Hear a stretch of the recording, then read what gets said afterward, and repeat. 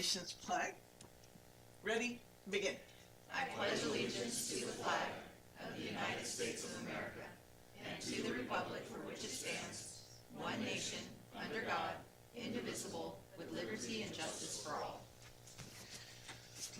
All right, good evening, everyone. We will do the roll call and declaration of conflicts of interest, please. Councilmember Abram? Here and none. Are we Councilmember doing ex parte right now too, or? Might as well. That's it, next item, but I think we could. Let's do it all together. Sorry. Okay. Okay. I do have to declare an ex parte communication with the applicant in 10A, Mr. John Leoniak. One in-person meeting prior to the February hearing, approximately 3 phone calls in the intervening time. Mr. Leoniak shared his concerns about the variance process and his position on the appeal, consistent with what was shared in the public. Thank you. Councilmember Bixall? Here and none, and I also have had a couple of face-to-face meetings as well as a phone call or two with Mr. Leoniak regarding the whole process. Here and none, and no ex parte communications to report. Councilmember Moniz? Here and none, no ex parte. Mayor Bublak? Here and none. All right, with that, we'll move to the approval agenda as posted or amended. So moved. Second? We have a motion and a second. Will you call the roll, please? Councilmember Abram? Yes. Councilmember Bixall? Yes. Vice Mayor Franco? Yes. Councilmember Moniz? Yes. Mayor Bublak? Yes, passes with 5-0. And now on to Chief Hunter, Fire Department Annual Report.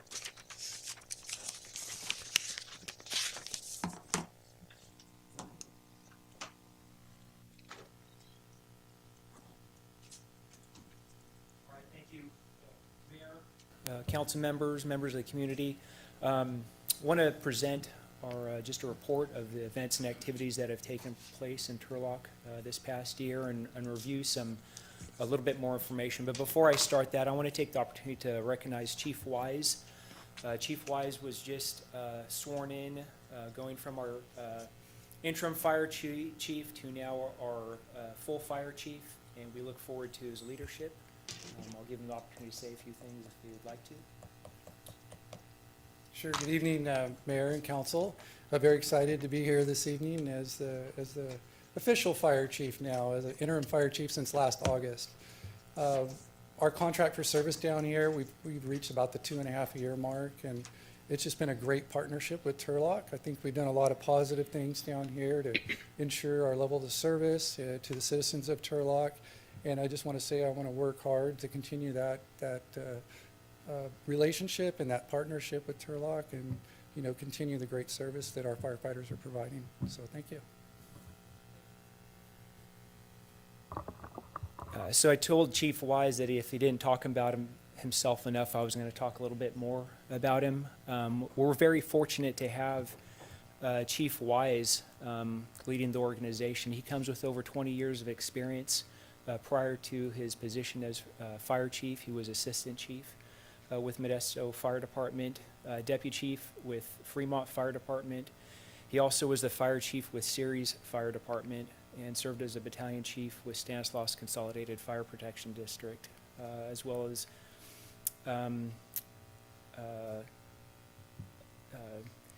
in addition, he also had has a bachelor's in fire administration, a master's in organizational leadership, and graduated from the National Fire Academy.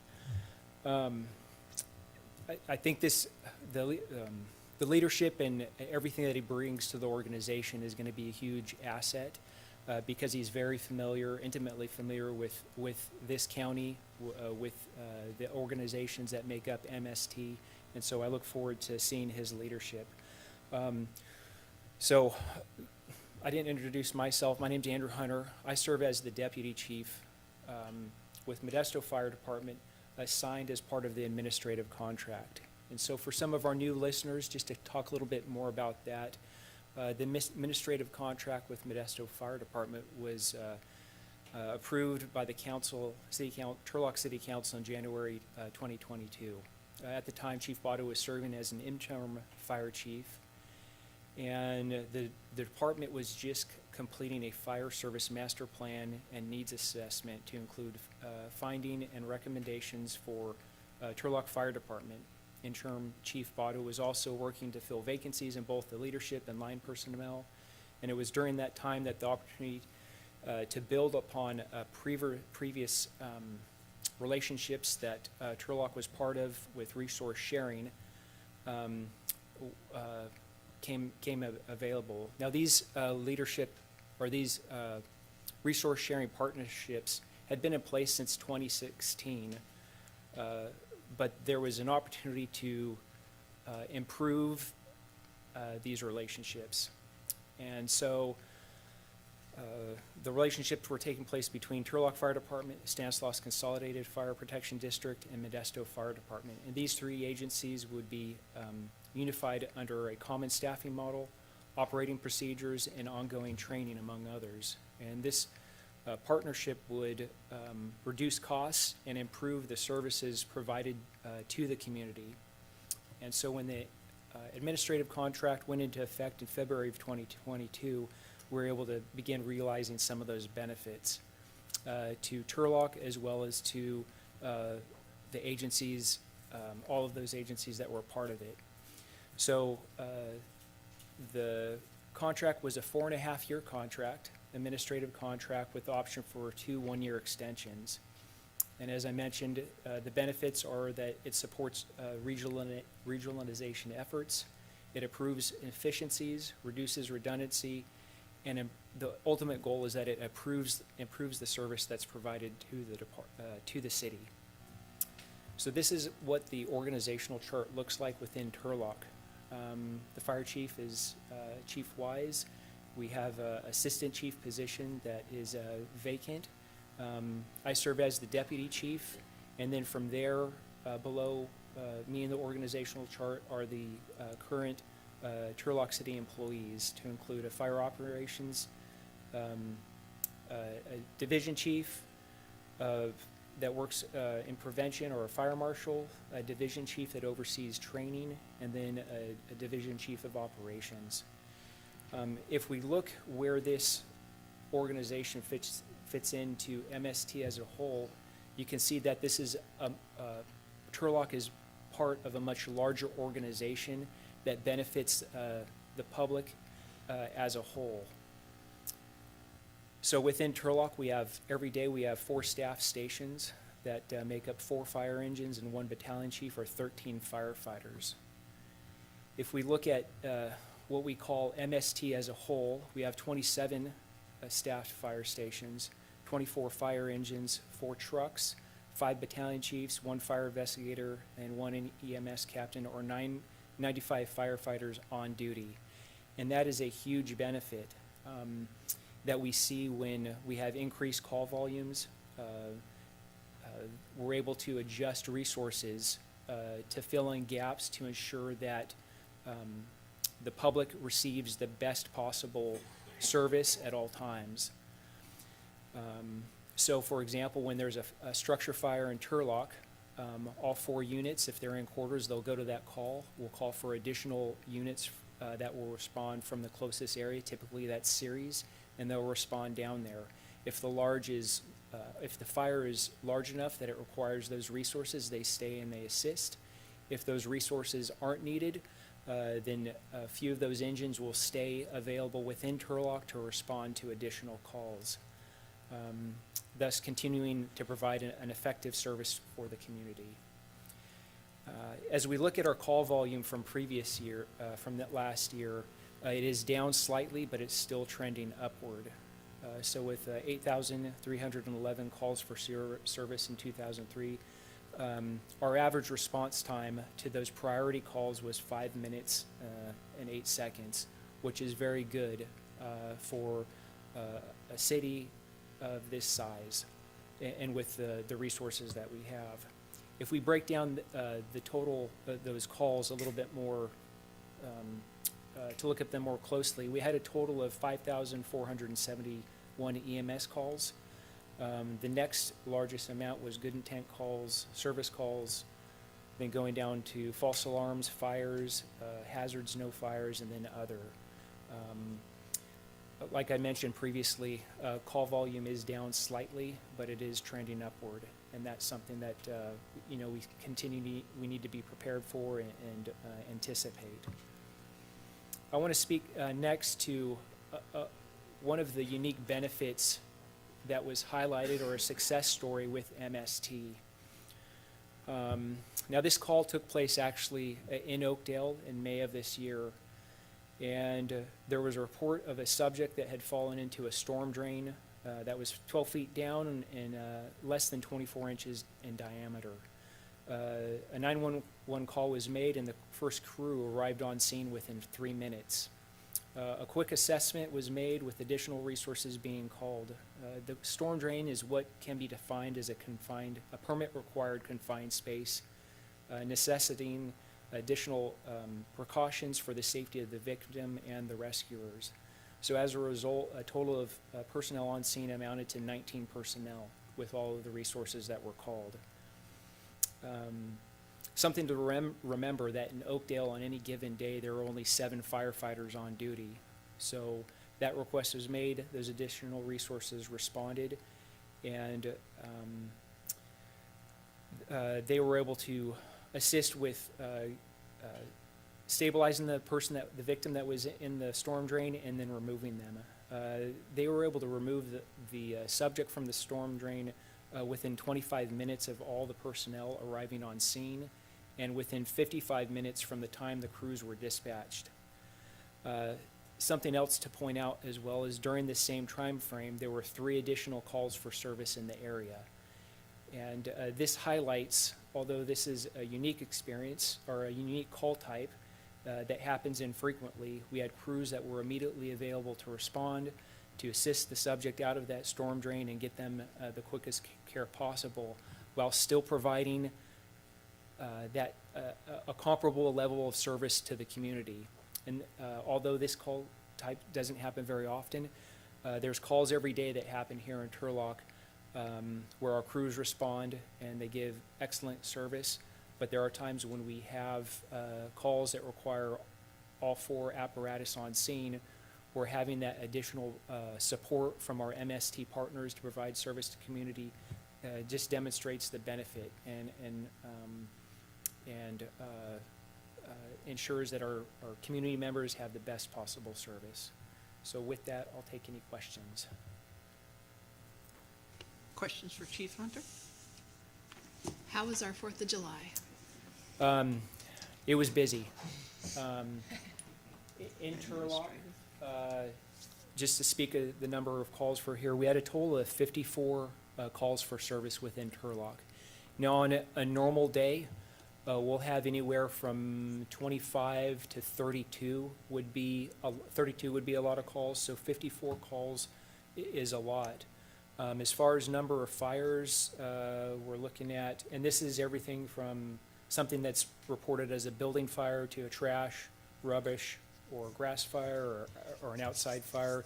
We had in the neighborhood of 15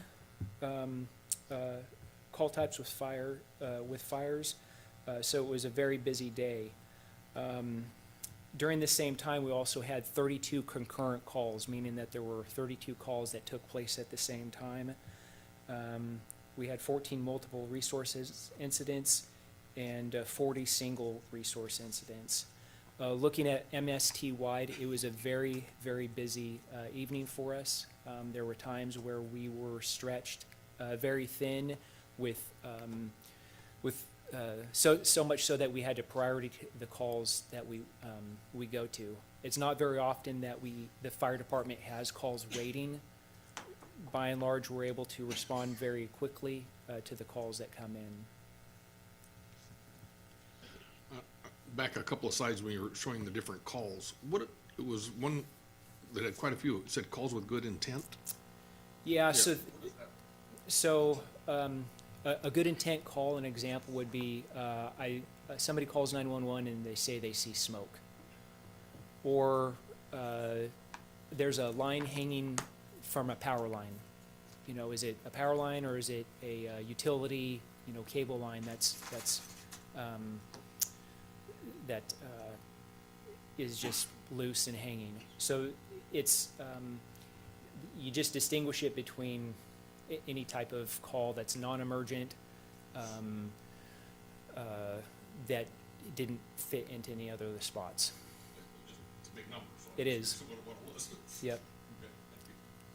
Any other questions? Thank you, Chief. All right, Appreciate thank you it. for your time. All right, now, first time up. You ready? We're gonna hear about our grants update from Aja. All the great things you're doing.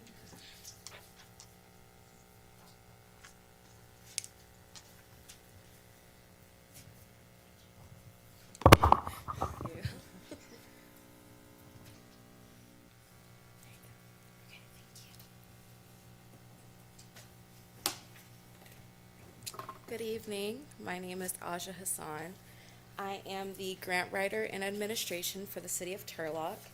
And I wanted to do this presentation to give you guys a quick update about what's going on with our grants in the city. So I wanted to start off by saying, this is the first position that has been appointed for a grant writer in the city of Turlock. So there was kind of a lot of responsibility there coming into this position, but our aim was to make the grant process more uniform and efficient, as well as increase the amount of submissions that we had overall. I'm sorry, I didn't mean to, okay. I was able to do that by connecting each department with Townsend Public Affairs, which is our grant assisting firm, and they were able to help us with any other additional grants that we weren't able to identify.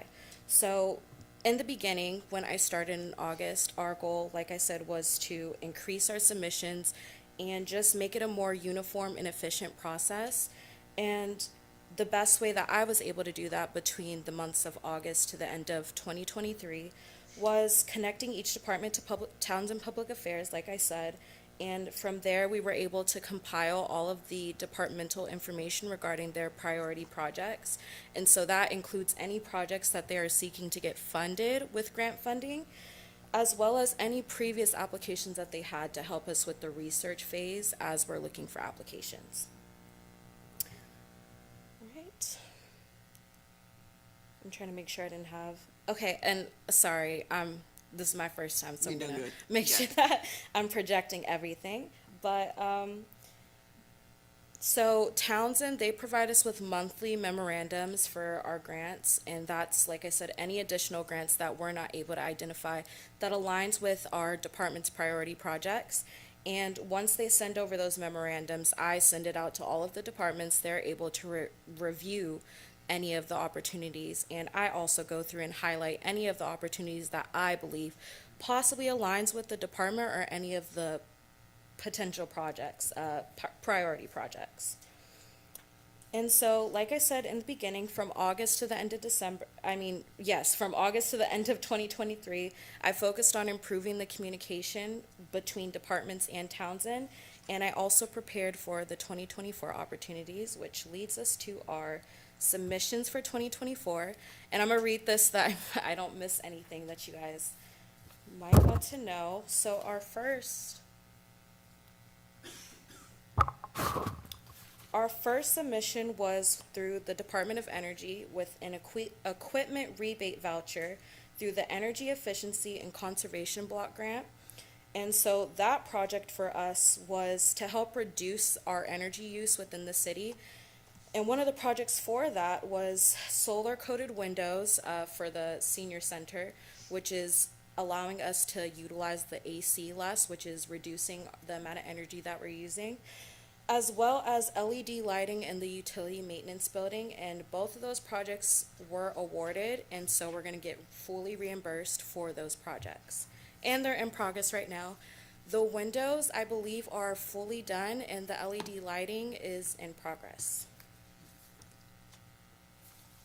So our next submission was through FEMA, the Federal Emergency Management Agency, and our application was for Assistance to Firefighters Grant, which we worked with Chief Harkson and Chief Hunter. And that was a request for training and equipment, which would help in a reduction in response times and fatigue for emergency service providers, including county EMS and Turlock Fire Department personnel. So that award, we're expected to hear back from this summer, hopefully good news. The latest we're supposed to hear back from that is September 30th. So hopefully I can come back with good news with that. We're hoping for the best.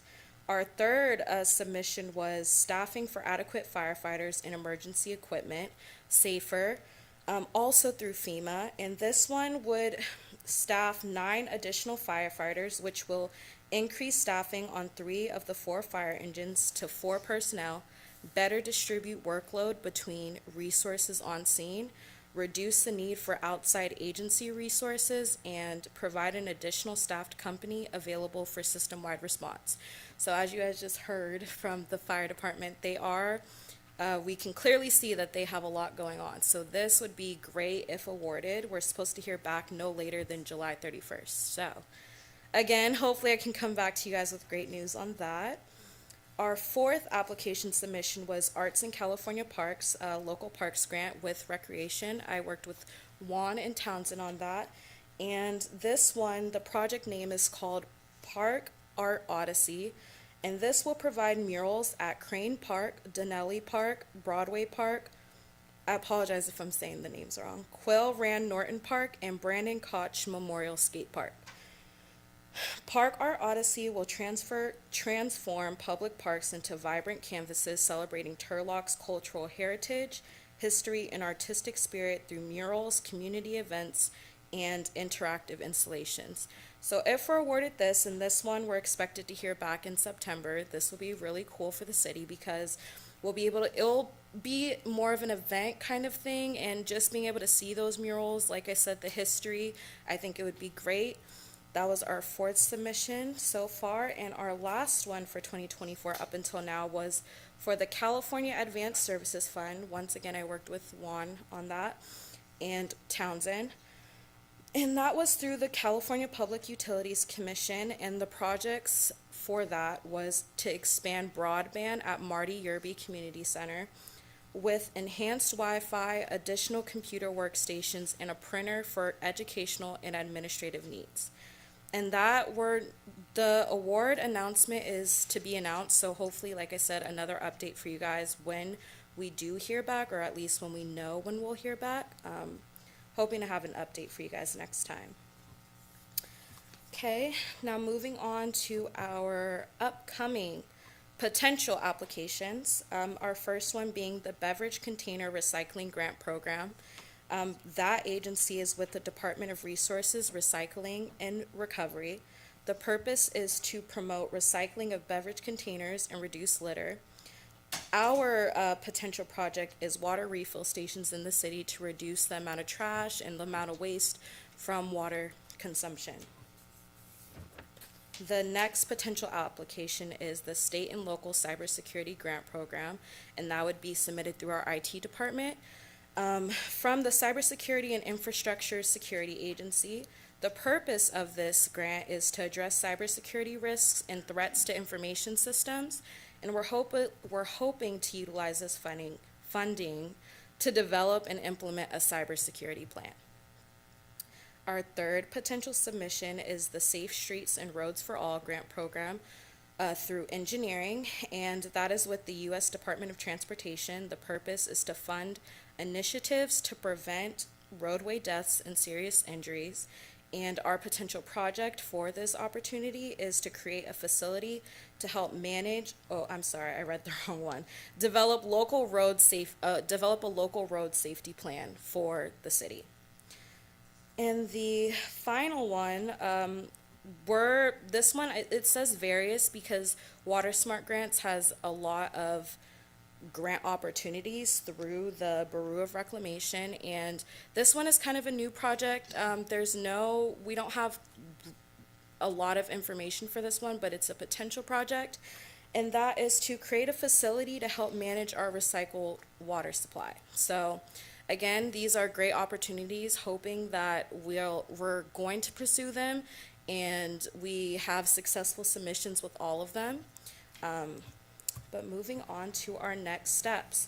So in my position now as the grant writer for the city, I hope to continue aligning projects with grant opportunities, enhance communication between departments and Townsend, research and find new funding opportunities for the city, improve data collection to enhance our system by creating a master list of all of our grants to better keep track of what we have going on. Because, as I said earlier, our goal is to increase the amount of submissions that we have.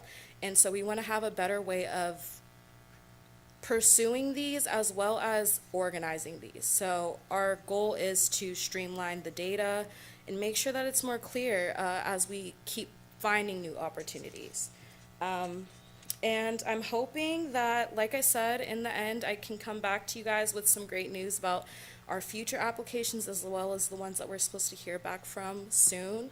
But that's all. Are there any questions? Questions for Aja? Yes. Thank you so much for your presentation and welcome to presenting here. You mentioned a few times wanting to increase submissions. Do you Yes. have kind of an idea of like what the baseline is, what a typical year would be for us prior to you engaging in this endeavor, and then kind of like what are some benchmarks that you're looking for? I wouldn't be able to tell you for sure what it was before, because the grant process before with the departments, they were submitting them individually, and so it's hard to keep track of all of the ones that were submitted. But for this year, we have about 5 submissions, and I'm hoping by the end of the year, maybe 10. I think that's a good range for the size of the city that we are. That's the goal. Do you have any dollar figures to what these grants are meaning?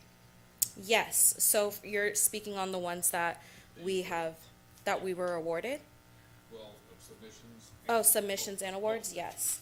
So for the energy efficiency block grant equipment rebate voucher, that was a reimbursement of $130,380. And then for our request for the assistance to firefighters grant, the requested amount was $566,000. For our staffing for adequate firefighters and emergency equipment, that request was, that one, because we're hiring, it would be hiring new personnel for the fire department. It would be a benefit in terms of they would provide the funding for us to have those staff. So the expected total benefit, if awarded, would be $3,089,880. And for our 4th submission, Arts in California Parks grant, our request was $123,400. And for the last one that we recently submitted, the California Advanced Services Fund, that was a request of $5,440. Outstanding. What you left out was that you're only a part-time employee. Right. Yes. That's phenomenal. Thank you. Thank you for doing this, and I appreciate it. All right, move on to public participation. It's time set aside. You have 3 minutes. If you haven't filled, what'd I miss? Oh, yeah, he was like, oh, come on. My goodness. Okay, I'm sorry, Captain Pacheco. Good evening, Council Mayor. Thanks for having me. I was asked to speak on a recent case decision that we've been watching for quite some time. It came out of Grants Pass. It made its way to the Supreme Court. In a nutshell, we've been talking with our stakeholders, the DA's office, the city attorney, and some of our representatives that we work with. Essentially, Grants Pass decision speaks to Boise and some subsequent hearings and findings that have happened since Boise relative to local municipalities enforcing essentially their municipal codes.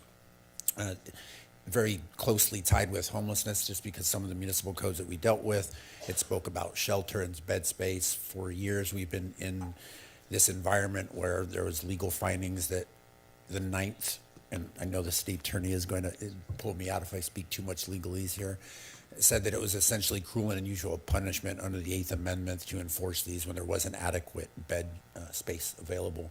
And then there was a lot of discussion on what a bed actually meant, low barrier, no barrier, a lot of discussion around this. Supreme Court heard this case, and essentially the Boise decision is no longer in effect. So bed space is no longer a rubric that has to get looked into for municipalities to enforce municipal codes in the city.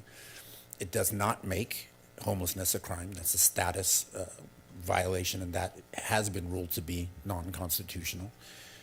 It's the action of violating municipal codes that the court spoke to. So essentially for us and everyone else, it means that our local municipal codes are enforceable. To what end, that is up to the city, obviously, and the systems we have in place. So that is the essential basics of the finding. I have spoken to Chief Hedden.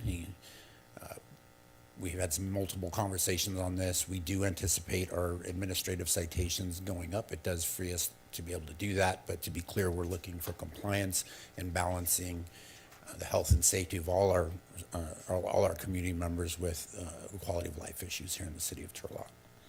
So that's the basic. I can answer any questions you might have on specifics that we might be looking into.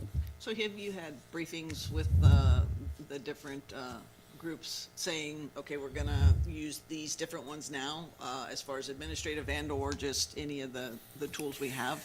So the tools, essentially, we've been doing this, and I have to speak to our code enforcement teams on NRO. They've been doing a really good job on gaining compliance with the limited, I would call them limited legal tools that we had at our disposal. Now that we do have the citations that are essentially legal for us to do, regardless of bed space, we would still be looking for compliance, and we would be looking at administrative citations first. So if we cite administratively, just so everyone knows, it's a fine-only city-administered penalty, for lack of a better term. We do have the ability, Mayor, as you know, to cite people under a municipal code and make it a criminal violation. That does not mean that we're going to be putting people in handcuffs immediately and taking them to jail. It does mean we can charge it criminally, and it would go to court as a criminal matter, and it would be up to the city as a prosecuting agency to handle that criminal matter. If the issue is deemed significant enough and people are not complying, there is a provision in law that says an administrative citation, we can book on that, but it would fall under the likely to continue and some other stuff that's in the penal code that would allow us to book. It's not what we're looking to do. We are looking to balance quality of life for safety for everyone in the city of Turlock. So that would be the range of things we can do. Education, gain compliance, cite administratively, cite a Turlock municipal code. And there are some state codes that speak very closely to municipal codes as well. Cite it as a criminal matter, and that is the last step, actually booking someone into jail. Other questions for Captain?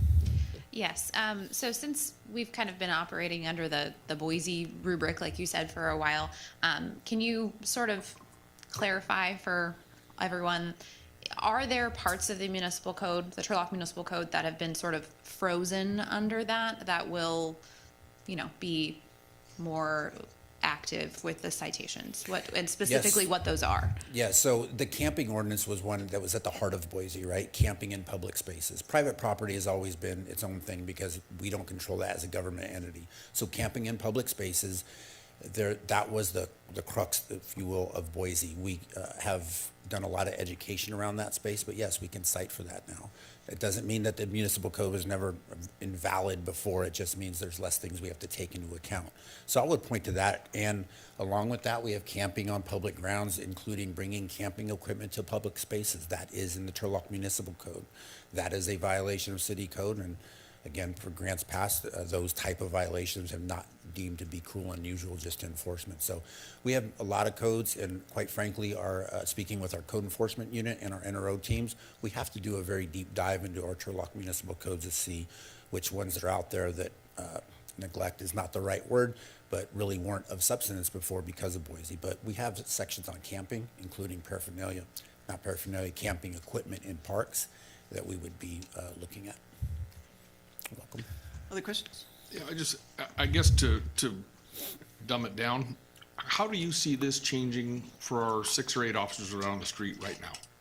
So I think we've been doing, I am on one side of the fence, right? I think we've been doing a phenomenal job at gaining compliance with limited tools. It absolutely strengthens our position when we see something unsafe in our community to gain compliance, because now we can make it criminal if it goes up that. So in that regard, I don't see a whole lot changing in the efforts that we're trying to gain compliance, but we can cite people and we have the legal means to move them if that's what needs to happen. So it is going to be a change. Will numbers go through the roof? No, I don't think that, but it absolutely will strengthen our hand in enforcing those rules. So for our officers on patrol and our more special teams, code enforcement, neighborhood resource, it gives them a tool they did not have prior. Vice Mayor? Yeah, you're saying we have the ability. When will we be stepping up our enforcement? So like I said, the chief sends his hellos. He's been out when this ruling happened. We've already had a couple phone meetings. I can honestly say beginning of next week, we're going to sit down and take a look at that, and I can see it happening in very short order. To be clear, we're going to push something out to the department advising, I think most staff knows, but just to clear up any ambiguity they might have. So in a week or so, I wouldn't call it a campaign necessarily, but we've always operated in the rules that are given to us as a police department, and I can see that in the next week or so. Okay, thank you. You're welcome. Thank you. So I heard you say you have spoken to the stakeholders, but not code enforcement? No, we have. I spoke to code enforcement yesterday. Okay, and so how many administrative cites do you plan to issue before you start escalating it upwards?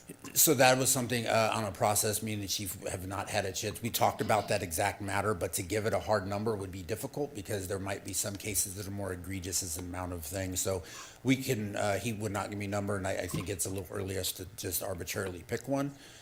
It could be one, right? Depending on the severity of the property or the safety to the community, or it could be 5, right? So giving a hard number would be painting us into a corner that we probably don't want to do, but we'll have to have those discussions. Okay, and are you opposed to citing on the penal code side of things if the muni code is insufficient? No. So like I said, there are penal state codes that closely mirror our TMC codes. We absolutely can do that. At that point, it would be the district attorney's obligation to prosecute that case. And for my time down in field operations, I'm well aware of some codes that are close to our TMC. So no, we are absolutely not opposed to citing under those. Okay, and just to be clear, do you need any direction from the council on what to do with this? We do, no, I'm sure the chief will be having conversations, but we do not. Like always before, we operate within the rules given to us, and we absolutely see an opportunity to up enforcement. Thank you. You're welcome. Thank you. Appreciate it. All right, now is the time set aside for the public to speak. We have 3 minutes each, and there's a few cards. Andrew?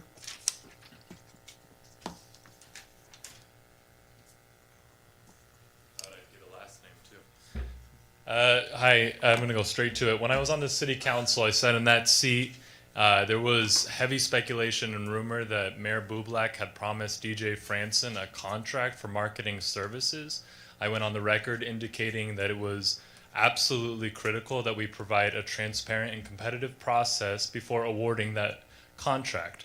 When we went through that process, Presert Marketing, DJ Franson's company, did not submit an application. Cut to a few years later, here we are just awarding public funds for the most politically influential individual in this community during a time that aligns with an election cycle. The payments of $20,000 a month run between now and November, when 2 of these members will be up for re-election. Suddenly, Turlock is no longer the homeless capital based on the imaging of Presert Marketing. It looks awfully like we're paying with public funds for positive press. Now let's go to the issues with the actual contract beyond the ethical concerns. The funding that was originally slotted for this was supposed to be allotted for RadCard, a program that was wildly popular with small businesses and consumers. It was clear where the money was going to go. It was clear what the impact was going to be. If you wanted to actually truly support small businesses, you'd align with the businesses. You talk to the businesses and recognize what they want. Alternatively, you wouldn't let a single individual make determination of what the needs of a business are, and you'd create a micro grants program where they could submit applications and say maybe a piece of equipment is what they would need to improve efficiencies or products or sales. Business owners know their business better than a single individual will do through an intake and intake process. Alternatively, let's say you wanted to go with a route where it wasn't just for small businesses. There were a lot of things. We talked to a lot of people about what it was that they wanted. Not a single person indicated this is what they want ARPA funding to go towards. They wanted improved lighting infrastructure in our public spaces. They wanted public infrastructure in our underserved communities, such as roads and sidewalks, all eligible funds. If you look at ARPA spending and where you ended up aligning with it, it makes a clear indication that you are not to be trusted with public funds. Now we're going to go into the questions of ethics. This is very clearly a misappropriation of public funds that raises questions of judgment, character, and ethics. You are paying $20,000 a month to an individual who runs a marketing firm who has no name recognition. If you're supposed to be supporting individuals get their name out into the ether, why does nobody know what Presort Marketing is? He look up the emails that he sent over the years. See how he's berated our staff with personal character assaults. He's not a person that should be awarded public funds. Thank you. That should be 5 minutes. Ramon?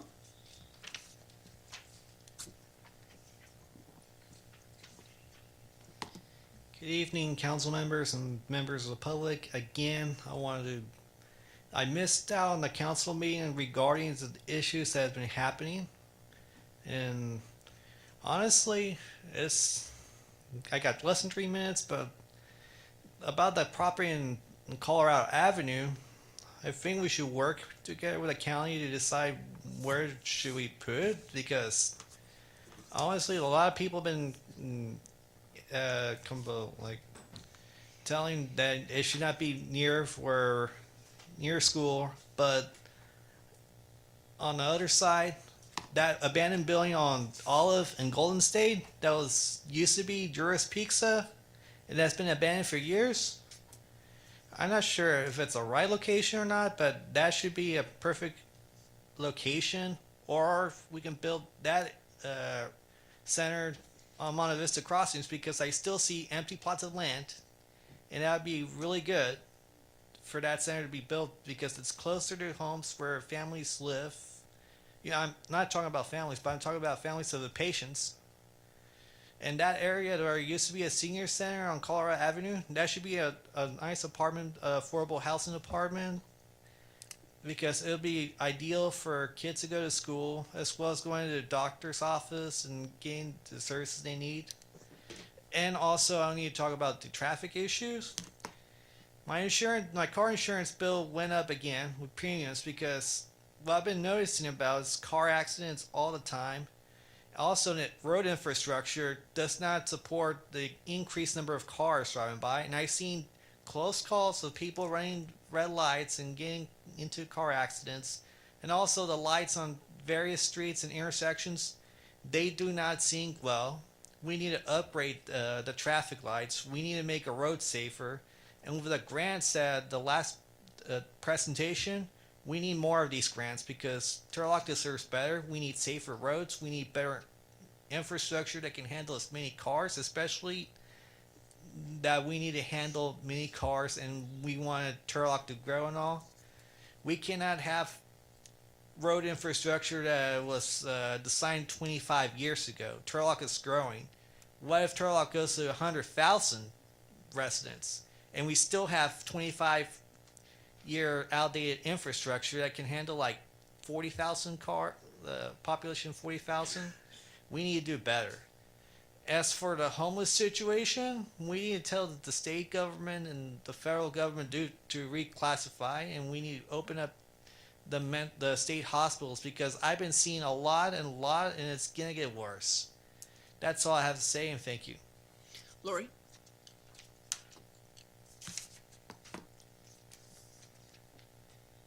Good evening, Mayor, Council, staff, and public. Unfortunately, I was sick a couple weeks ago when you guys talked about the City of Turlock Business Development and Assistance Program, so I've got some questions. I know you can't answer them, but I'm going to throw them out there.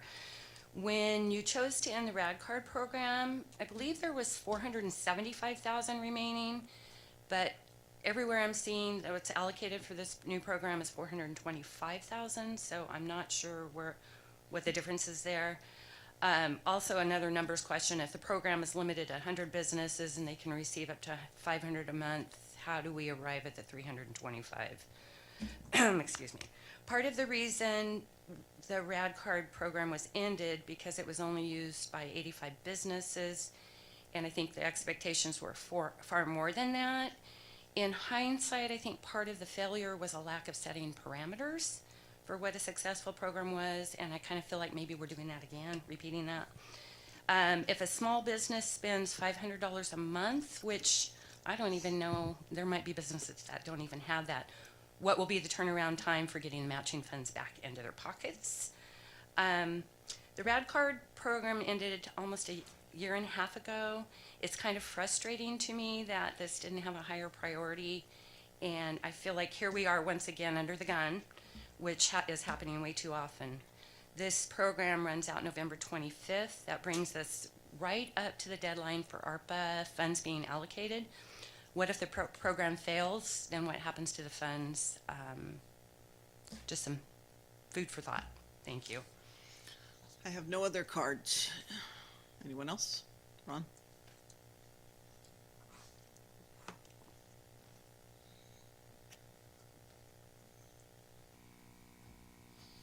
Pam, happy birthday. You're not supposed Oh to my do God, that. she said she'd kill whoever said She it. said What? Supposed I to. did it very quietly. Right. Yeah, okay. Okay, so I wanted to bring your attention to some stuff related to behavioral health and Alamo Health and Las Palmas.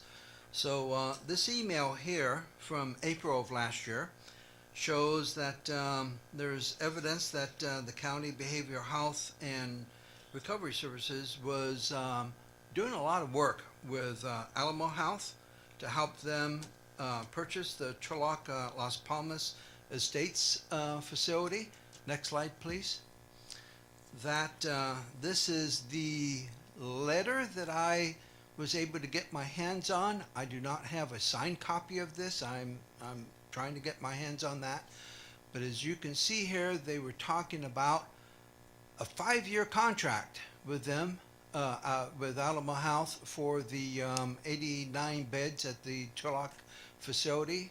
And such a contract, I believe, would be worth $32 million to Alamo Health.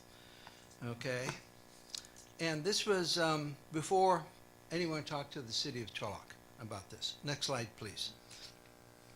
In July and August was, as far as I can tell, the first time that they did talk to the city of Turlock. This is from their San Francisco lawyer asking about zoning verification. Next slide. The letter that they attached, I broke it into 3 parts so that you could read it. This is where they talked about how they were thinking of operating it as an adult residential facility. Next slide, please.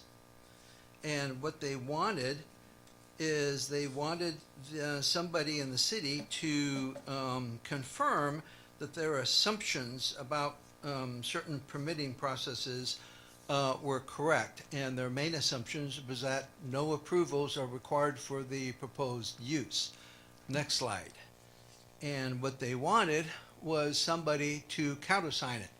I don't think this is really standard process. I look at this as an underhanded way to get someone at a lower level to be able to give them evidence to use later in court. Next slide, please.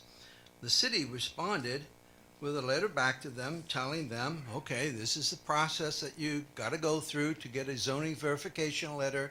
The $90 fee, the huge fee that you have to pay to be able to get that, what that verification would tell you and what it would not tell you. Next slide, please. And from what we can tell, evidently they didn't respond. So I think that's evidence that they weren't working with the city of Turlock and they're trying to do things in an underhand manner. Thank you. Travis?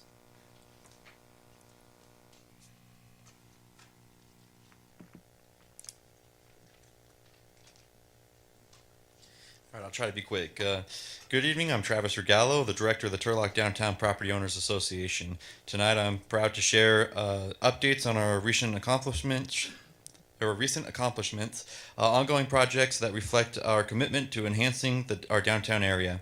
Over the past month, we've undertaken significant initiatives, beginning with the successful hosting of our Independence Day celebration.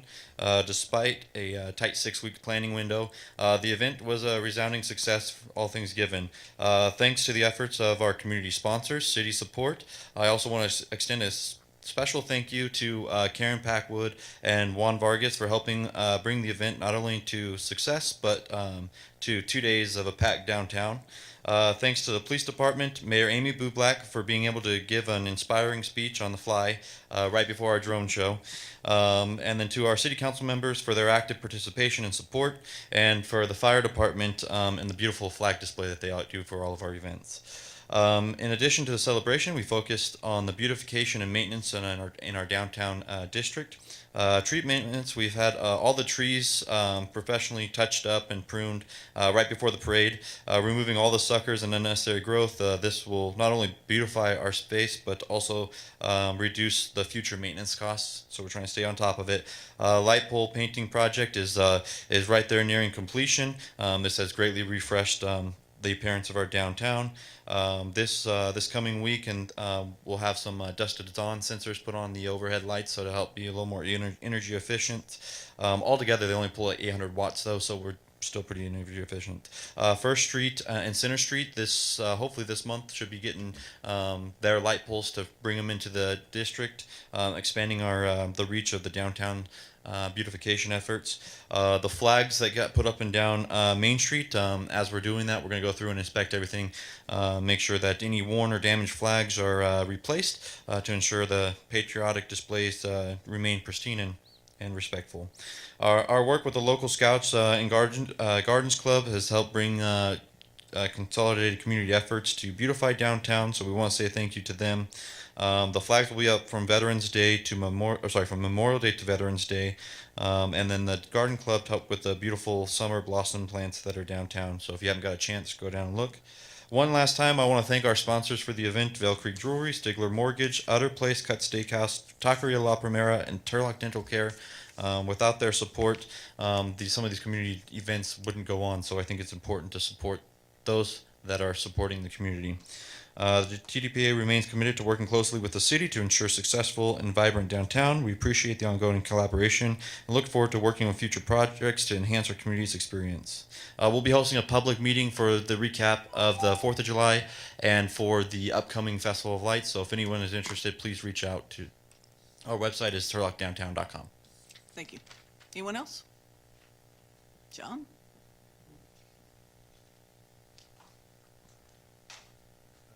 John Gibbeline. I just noticed that the state has passed a law that mandates every city in the state of California have water use regulations, and it's supposed to take place by, I believe, 2027. So the only thing I'm asking you guys is to give us as much fair warning of all the things you want to do and gonna do and everything else. Just like we got when we put in this new water storage facility and pipe and all that kind of good stuff, we knew, by year how much we were going to pay and everything else.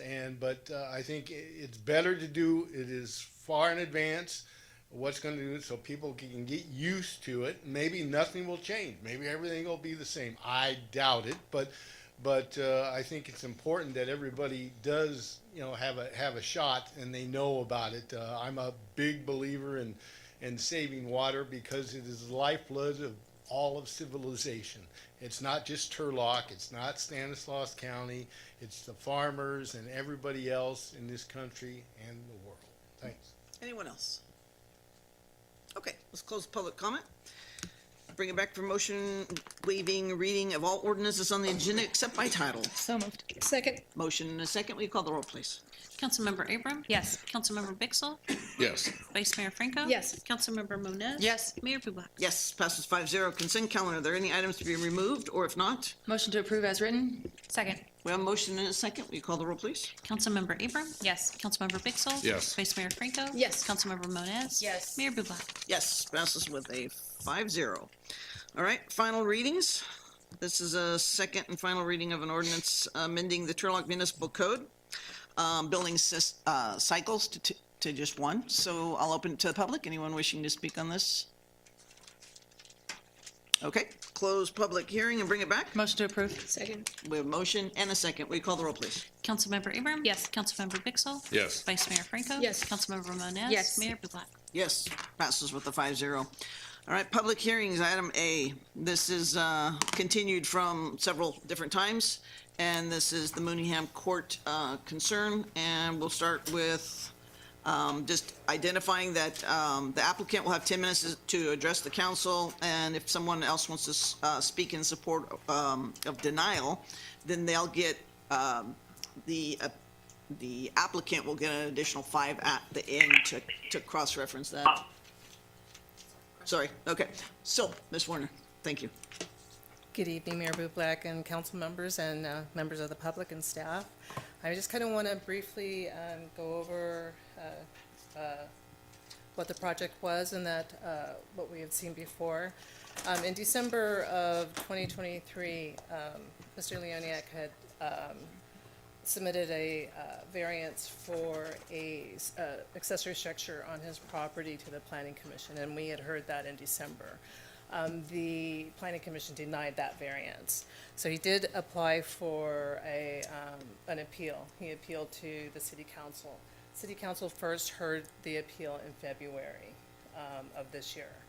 And at that time, it was kind of tabled, and council asked us to work with the two, Mr. Leoniak and Ms. Veldhuis, to see if we could come to some conclusion.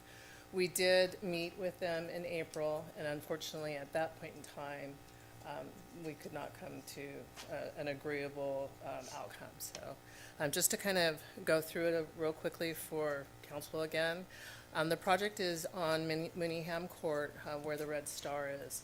That property is zoned high-density residential estate, excuse me. The residential estate zoning district has larger setbacks. They have larger lots. They have larger setbacks to give more space, not only to the developed properties, but also to the surrounding properties as well. Mr. Leoniak has two residences on the property. He's got several residential accessories. He's got a pool, spa. What we have in question is the tea house that's up in the corner, the triangle corner piece. Right now, the tea house sits approximately 20 inches off the rear property line and 30 inches off the side property line.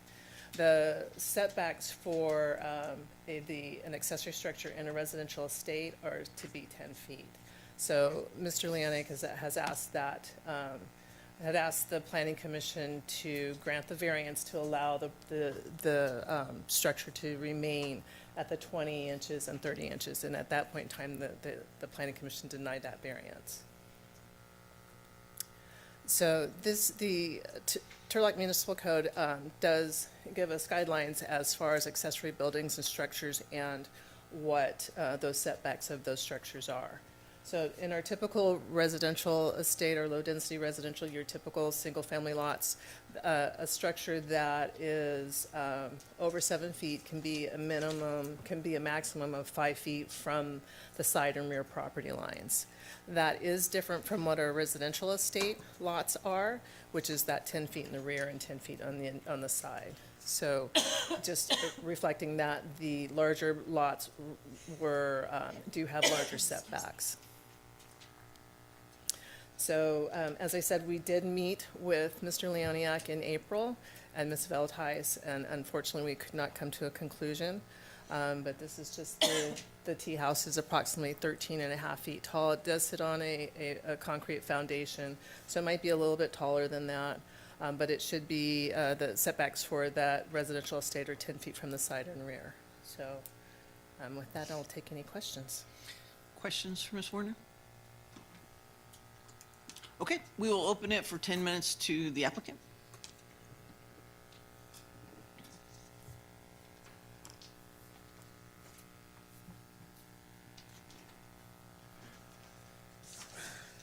Good evening. I just want to first thank everyone for being able to meet again. Based on the few different reschedulings we had to take events, but I've been kind of advised to basically just stick to the facts about the property. So, and I'm just going to shotgun this real quick and just stick right to the facts. So here are the facts. 2017, the property was purchased. When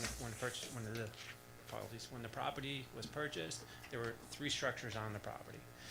2 main residents and the third pool house slash covered patio, whatever you want to call it back in those days. So those 3 structures were on the property. About a year and a half later, around mid-2018, we currently had shared a wooden fence with the existing neighbor who filed a complaint, or I should say, not the neighbor, but the neighbor's daughter. That fence kept on falling down. The property, when we had purchased it, had sat idle or vacant for a few years, so it was diminished. It was unkept. The pool house shed was dilapidated, falling apart for better lack of words. The shed sat upright against the fence, so every time the fence would fall down, it'd fall directly into the pool house, and it would just slowly and surely chip it away. I initially contacted the neighbor. I walked over to her property and met with her, explained to her, we need to replace the fence. She agreed. And then later that night, I get a phone call from the daughter, basically saying we can't do it. She is a contractor, basically, and to stop harassing her mother. So I left it at that. A week later, our landscaper, who we had shared at the time, kind of inquired as to what was going on. I explained to him. He said, "You don't talk to the daughter.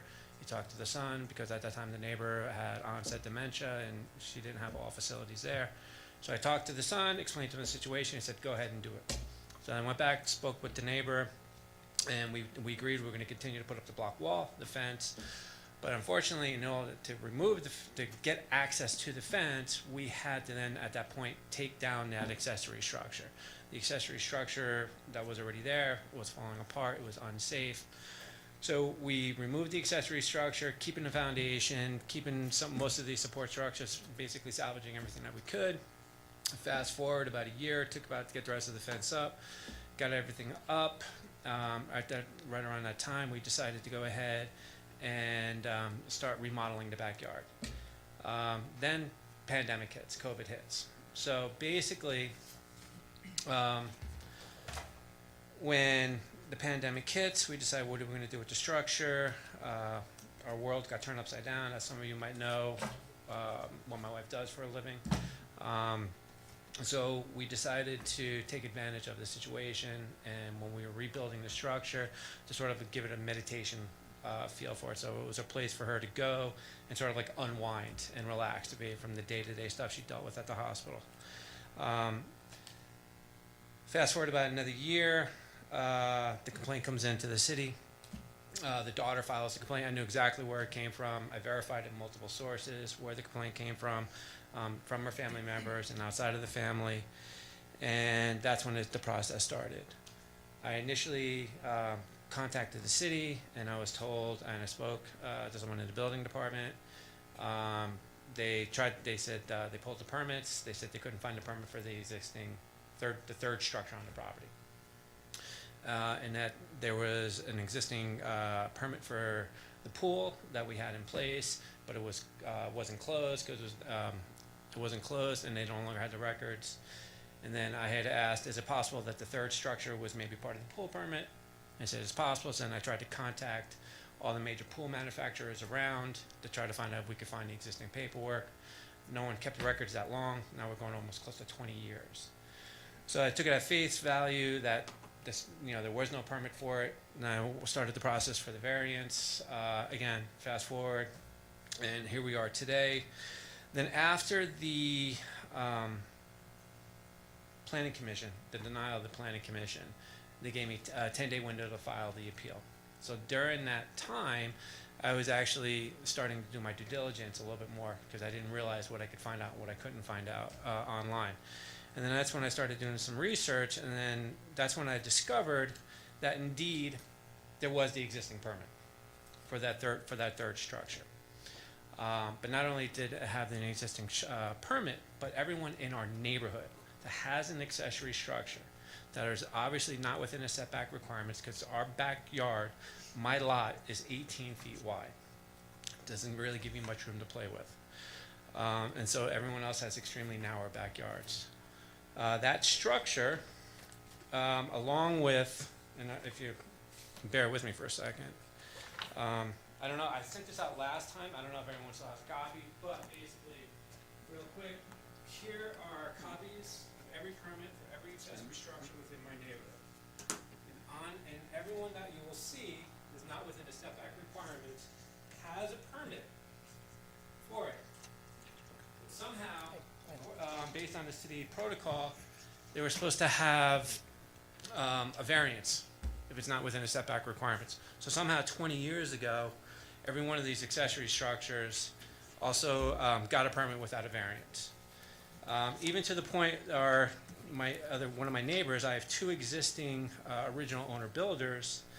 I was talking with him, and he actually confirmed in one of his pool houses that he has a permit but never got a variance, even to the point where he had gave me a letter, and in one of the and in here, that it was signed from the city, asking him to basically attach to the deed, saying that no one will live in the pool house. The only other property that I know of, which sat on the corner of Mooneyham and Tuolumne, had actually got a pool house built, had during the accessory structure, and actually got a variance. That variance, the individual that named on that variance, many of you will recognize the name because he used to sit on the planning commission, somehow was able to not circumvent, but get special circumstances approved for the variance. Now, according to all the code regulations that I read, and speaking with Mr. Gary Hampton, the initial process is that any time a variance request comes in, it gets denied, and variances aren't normally issued. So somehow in my neighborhood, every house, and I think there's probably around 7 or 8, has an accessory structure that are not within setback requirements, but has a permit.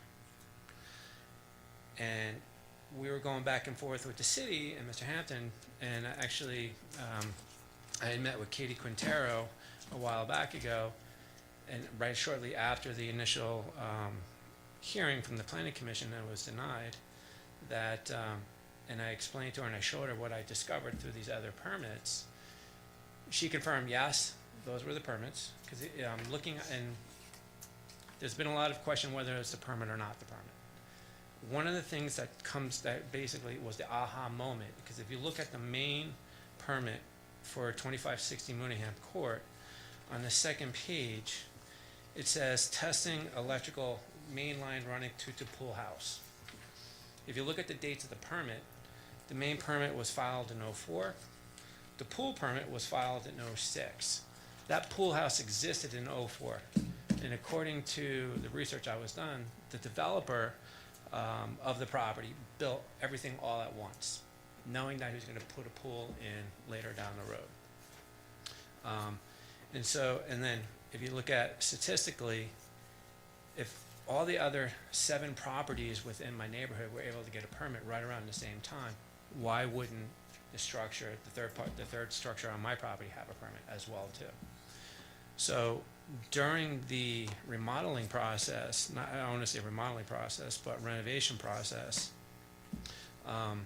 since we kept the structure on the existing slab of concrete, and because we used existing support structures and some of the other redwood that we used, and all we basically really did was put on some decorative roof and some sliding windows that we were able to accomplish what we wanted to. And because of that,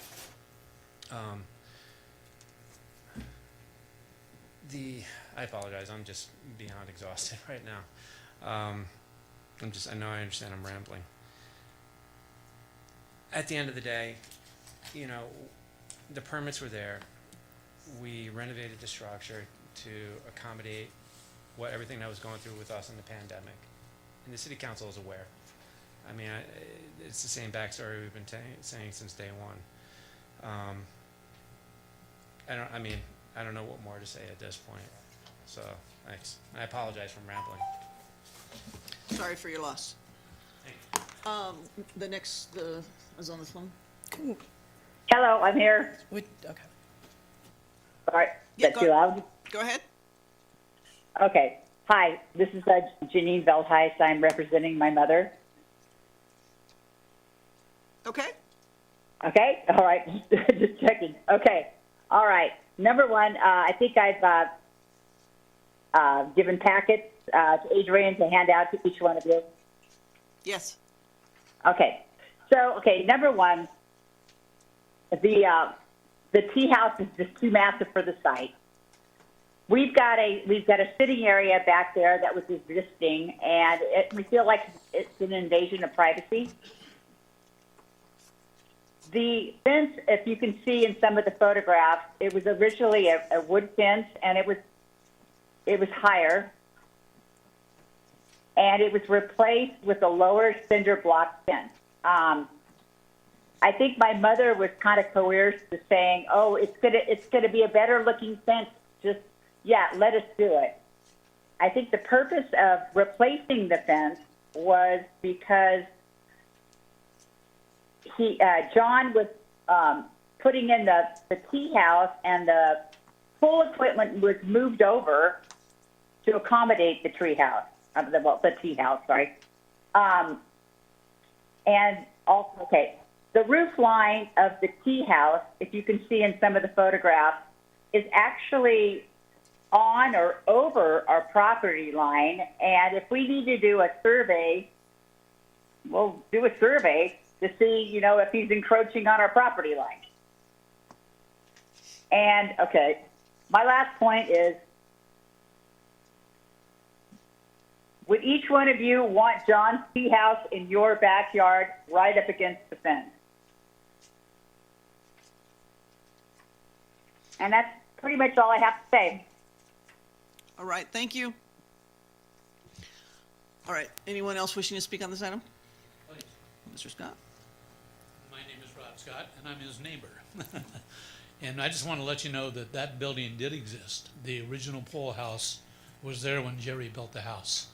So it was pretty big. It was pretty good size. It was dilapidated. As John said, the fence was originally a redwood fence. It did continue to fall down. When he came to me, because you guys probably know that I'm a builder, built tin pin and whatever, I told him the best thing to put up was a block wall fence because it would last forever. He wouldn't have to worry about replacing it forever. So that's what he did. He put in a block wall fence that actually matched mine. But my statement is that the building was there. The existing building was there. And so I can back him up on the fact that it was there. And it was pretty deteriorating at one point. It was a wood structure. Any questions of me? No, thank you. All right. Oh, I'm sorry, yes? Well, I guess I've got a question. I mean, this whole thing came about as a complaint first, correct? Yes, it came as a complaint. So I guess what I don't understand, if the structure was there and there was never any complaints, what triggered the complaint? So in the previous, and I didn't keep the slide here, but in one of the previous slides, what the structure was a shed. And so the shed I showed was up in the, let me see if I can. So up in the corner where the tea house is now, there was a shed there. At that time, it was right close to the, right next to the property line. Many of the accessory structures in that area were at one point in time, could be built closer than those setbacks. Our ordinance changed in 2015, I believe. We did have, where they did have closer setbacks in 2015. So they could go up to no closer, if they were less than, if they were at 7 feet, and it was really hard. It was, if the peak was 10 feet and the eave was 5 feet, then it could go up to 3 feet from the property line. If it was 16 feet at the peak and 10 feet at an eave, then it couldn't go any closer than 5 feet. So and that was prior to 2015. We amended our ordinance to make it easier, make it more understandable, easier for the residents and homeowners to interpret what it means. So anything over 7 feet has to maintain a minimum of 5 feet in the residential, low density, most of our residential estates. The accessory structures for the residential estate have to maintain that 10-foot setback. So that was the change from 2015. So in addressing what Mr. Leoniak presented to you, the building permits that he's presenting to you now are for the single-family homes. They are not for structures or any of the accessory structures. On the first one, the first page, it says the permit number is 041367. If you look at right above where he's circled, it says SFD, which is single-family dwelling. It's 4-bedroom, 1-car garage. So it's not the accessory structure. It's not the pool house. There was a rec room in it. So you can see the square footage of it is, the main building's 4,112 square feet. I don't think many people would have a pool house that big unless you have a really big house. So there is, and I believe that the second, on the second page, on the second permit, it's also for the single-family dwelling, and it was for the second house that's built on the property. And that one says pool room and covered patio. Those two buildings were built at the same time. One of them had a pool room, and that was to differentiate, to help the building department and the building inspectors out, differentiate between the houses. So it doesn't mean that there was a pool built there. It was a pool room, and that's how they referenced which house they were going out to inspect. But these building permits are not for the accessory structures. They're for the main dwellings on the properties.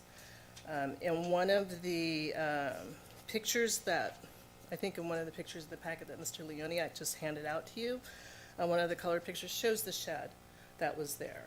And at that time, it probably could have been permitted if it was less than 120 square feet, didn't have electrical or plumbing in it. It didn't need a building permit, and it could have been as close as 3 feet to the property line, depending on the height. But as you know, there are no building permits for that shed. We couldn't find any. As Mr. Leoniak did point out, the pool was built 2 years after the houses were built. He did reference a previous variance that was granted. Where that accessory structure was built. It was in a notched area of the property. The property was unusually shaped. And it was a notched, kind of like a little rectangle notch that came out of the property. That's where the pool house was built. And it's built no closer than 5 feet to the property line. But it would have, the reason why it was in that area was because, and the variance was granted was otherwise the homeowner could not develop anywhere in that little notched area. So that would have just been open and vacant, and they chose to try to utilize the most of their property by putting that accessory structure in that notched area. But it is not closer than 5 feet than to the property line. So in reference to what he was talking about, and it was from Nick Hackler, and at the time he was on the planning commission, and at that time when it came forward, he stepped down because he was he could not sit on the dais and vote for his own project. So it did come to us as a complaint. We did follow through. There are no, even in our other residential zoning districts, there would be no structure that would be allowed closer than 5 feet to the property lines. One other question with regard to if what they have built in the last 2 or 3 years, whenever it was built, if they had done that prior to 2015, would we be talking about this right now? We would be talking about it right now because it's still closer than 3 feet. So you're 20 inches off of one property line and 20 inches off the other, or 30 inches off the other. All right, we still have it open to the public. Anyone other than the applicant still wishes to speak on this? If not, the applicant has an additional 5 minutes should he want to use it.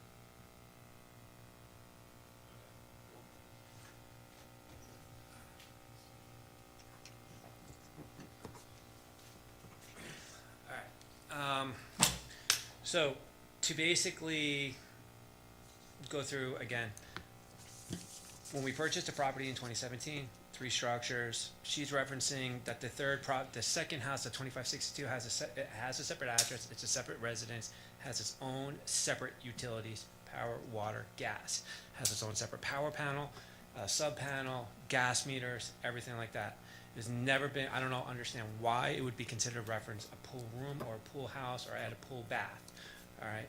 Second of all, on the other main permit, the 2560, it's referencing tested electrical to pool house.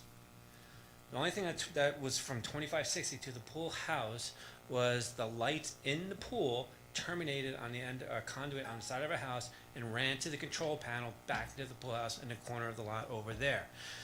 That shed, she keeps on saying time after time, they can't determine the size of the shed. That concrete slab that sat on was 11 by 18, right?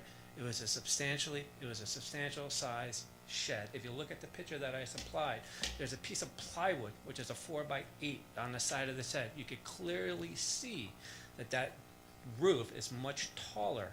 You can actually see the back of the wall from Rod Scott's house. That's a 6 foot tall wall. It sits much higher than 7 feet, all right? So there's without a doubt how the size of that shed, and we keep on going back to this over and over again. And if the ordinance changed from when the house was originally built in '04, all right, that then triggers the grandfather clause. State of California has a grandfather clause. Any permits or variances that are used when that original building was built gets passed through to the new structures as long as that original structure is not moved. We did not move that structure. It sat on the same slab of concrete. And as far as the electrical and the plumbing, that ran underneath that slab of concrete, all right? And even the fact that, you know, we were talking about whether or not if the individual who built the property, all right, from what I understand, and again, he's no longer around. We are the third owner of that property. The second owner of that property is no longer around. That house was purchased out of a trust. From what I understand, that individual was a very reputable developer and contractor in the city of Turlock, all right? And the fact that everyone keeps on questioning whether or not if somehow all these other accessory dwelling units and these 7 other structures in our neighborhood didn't have a permit, you could drive around, all right? You can Google map it. You could see they're clearly not within 5 feet. The setback requirements. You've got pool houses right up against the fence line. That original structure was right up against the fence line. All right. So again, just put yourself in our shoes. All right. Purchased a property, 3 structures. All right. When we had to bring down the existing structure. It was dilapidated. It was falling apart, as confirmed by Mr. Scott. All right. As far as the complaint with the neighbor, from her property, from her patio to that accessory structure is over 61 feet. I have an 18-foot back lot, all right? Her other complaint was privacy. What she also failed to realize is that last time we had the meeting, as she's claiming that, you know, about privacy, I'm showing Adrian and Mr. Gary Hampton photos from my 2nd-story window that's clearly looking into her backyard. That negates anything with regard to privacy. And if anything, we should be the ones who are concerned about privacy because the way her back lot goes up against the back of the wall, she could clearly stand on the top of her back wall, look directly into our backyard. We'd have to actually get a stepladder if we wanted to look over our wall. All right. At this point, I don't know what more to say. All right. Every time, you know, we get questions asked, Yeah, Mr. Scott verified the size of the structure that was there previously. When we purchased the property, they were there. Regardless of the permit or not, it's whose word is what, right? I didn't build it. I just purchased the property, and I'm basically going off of what I could see what's in front of me. And based on everything, you know, I don't know why people would say that the 2562 address was a pool house. It wasn't a pool house. It was a separate residence. All right. We shared nothing between the two. And on the main permit, it's clearly showing that there was electrical going to the pool house that was referenced, that was built there 2 years before the pool went in. So, I mean, I don't know what more to say. Thank you. Ron? Yeah?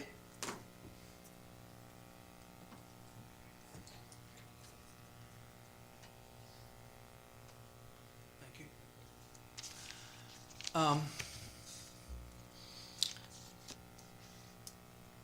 Kind of what resonates, well, number one, thank you for putting the ex parte things on that. I appreciate that.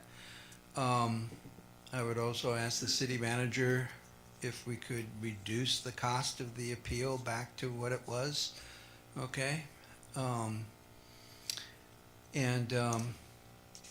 The issue of privacy, my understanding from the pictures of the tea house is that it's not really an issue of privacy, because you're not going to be standing up in the tea house looking down in someone's backyard.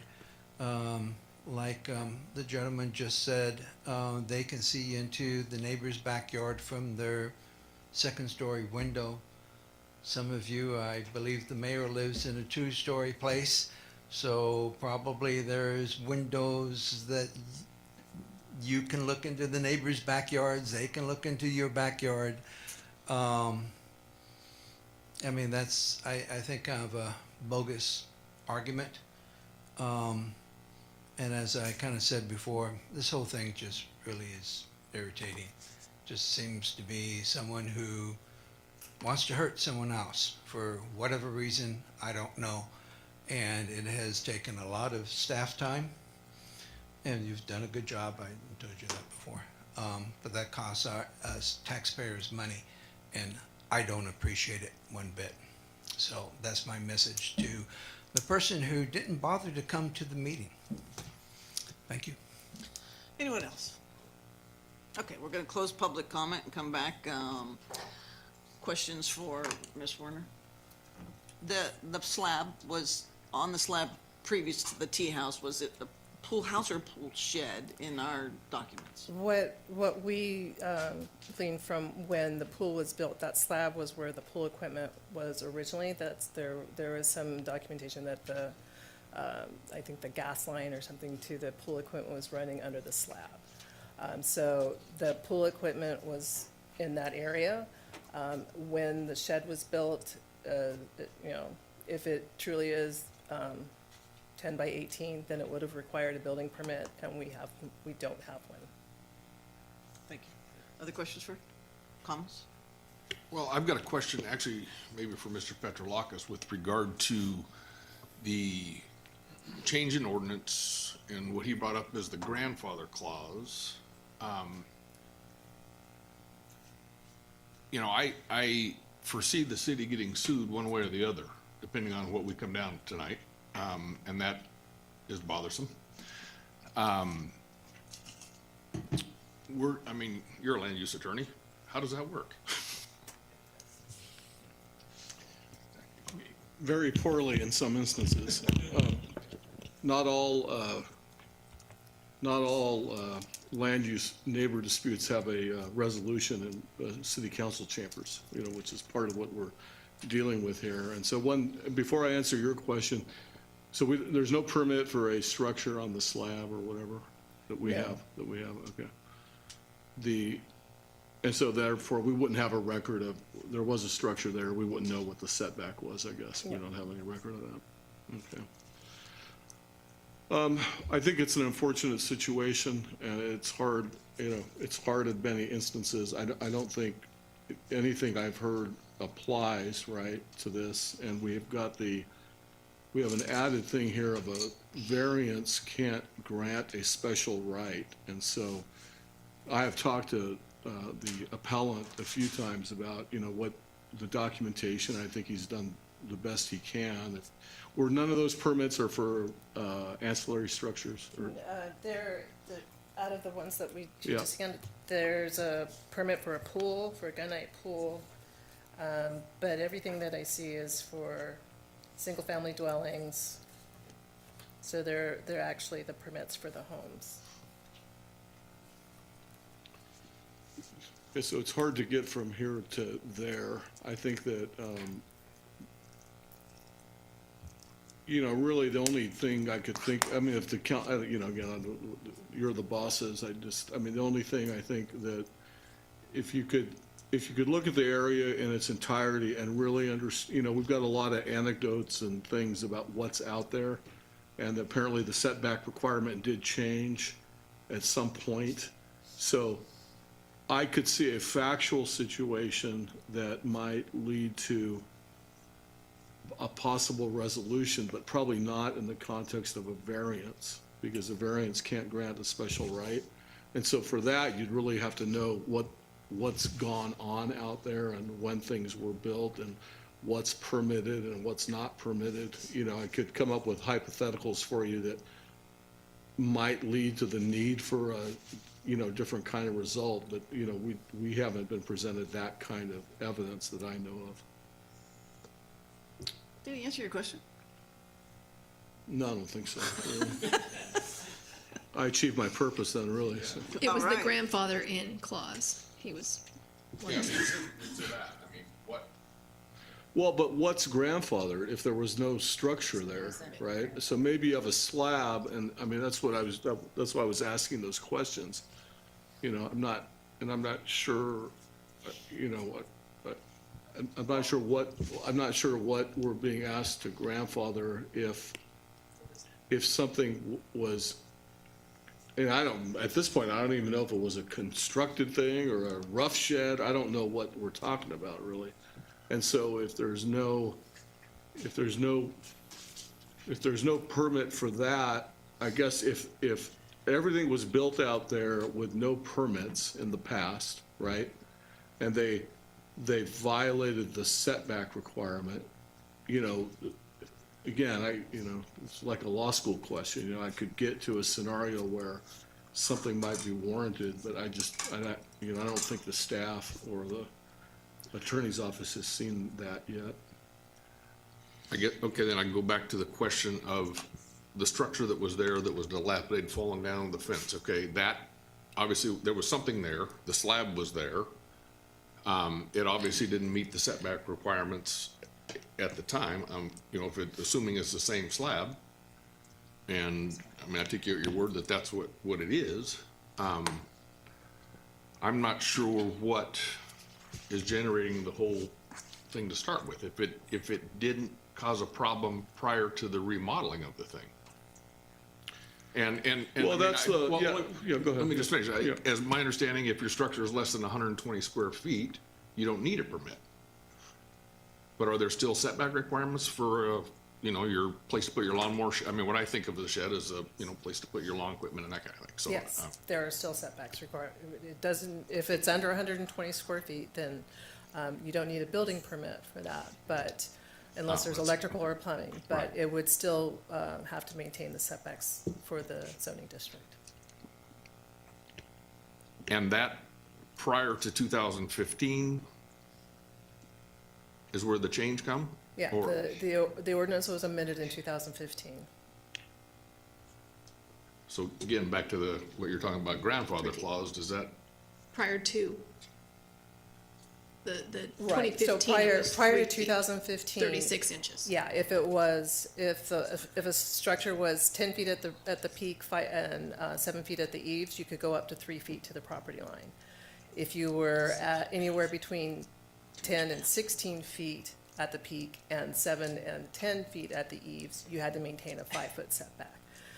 But if this, as my understanding is that slab was where the original pool equipment was, But yes, if there was a structure that was built on a 10 by 18-foot slab, that's 180 square feet. It would have required a building permit. And so what one would look for is, it would be a situation where if a lot of structures were built out there in violation of the old setback, well, you know, that feels different to me, and the city might want to correct that, right? But that would be an example of something where, you know, but again, I don't think we know that or been presented that. Vice Mayor, you gonna say something? All right. Councilman? Motion. Sue? Motion to approve and affirm the planning commission's decision. We have a motion, Second. and we have a second. Will you call the roll, please? Councilmember Abram? Can I make a comment before we go? I'm sorry? No, it's okay. I wasn't reading your bat signals from over there about comments. Yeah, I just want to echo that I think this is an unfortunate situation. You know, to put it mildly, and that we have a complaints-based system that is not fair all the time and is unevenly applied.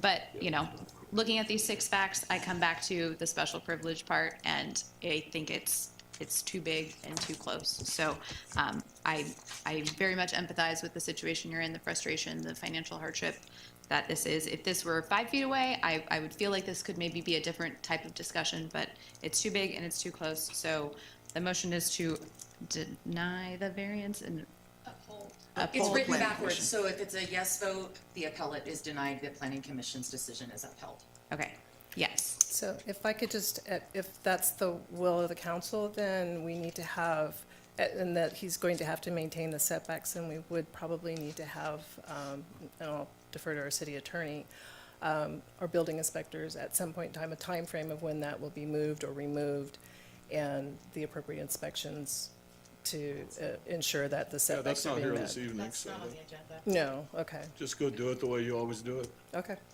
If it passes. Is All right, is that a second? No, there's a There motion is a and a second second. here. Oh, you're the second. And then She's calling the roll. I was calling the roll. I Yes. apologize. And can you turn off your mic, please? Okay. Yes. Councilmember Abram? Yes. Councilmember Bixel? Yes. Vice Mayor Franco? Yes. Councilmember Moniz? Yes. Mayor Bublak? Yes, it passes 5-0. Thank you for your time. Next item, Mr. Morris, introduction to speed limit ordinance. Ooh.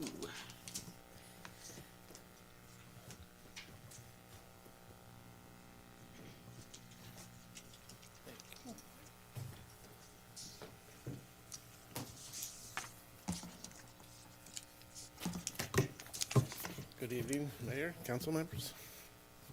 Okay, tonight is going to be the first reading of an ordinance amending Turlock Municipal Code Title 4, Chapter 7, Article 14, related to the speed limits.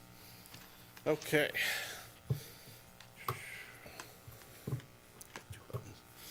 Speed limits within the local jurisdiction are default 25 miles an hour unless otherwise indicated by a signed speed limit based on an engineering traffic survey, ETS. Speed limits in the city are codified in the Turlock Municipal Code, TMC, Title 4, Chapter 7, Article 14.